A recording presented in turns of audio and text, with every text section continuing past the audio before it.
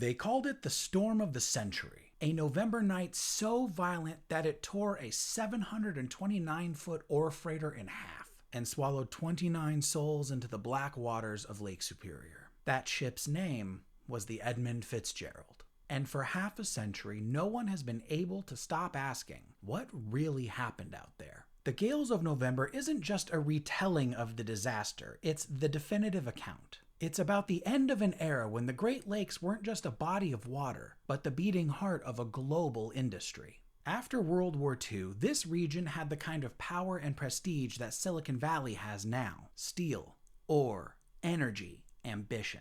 And at the center of it all was the Edmund Fitzgerald. Massive, gleaming, and unstoppable. Until the night it wasn't. November 10th, 1975, 50 years ago today. Winds over 100 miles an hour. Waves the size of apartment buildings. And out on that angry, freezing expanse, the Fitzgerald was fighting for her life.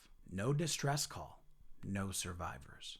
Just sudden silence and the echo of Gordon Lightfoot's haunting song that would forever immortalize the loss. But Bacon doesn't romanticize this tragedy. He reconstructs it. Through interviews with families, shipmates, sailors, and wives, he brings the event down from the legendary into something painfully human. You don't just read about the ship going down. You feel the absence it left behind. You see the wives and families waiting for the news that never comes. The sons and daughters growing up in the long shadow of that storm. What's brilliant about the Gales of November is how it widens the frame. This isn't just the story of one ship. It's a story about America at its industrial peak and the cracks that were already forming beneath it. The Fitzgerald becomes a symbol for the American century itself. Massive, ambitious, profitable, but built on human exhaustion, corner cutting, and the belief that nothing that big could ever fail. Bacon paints this world with such reverence and sorrow that you start to understand. The tragedy wasn't just the sinking, it was the system that made it inevitable.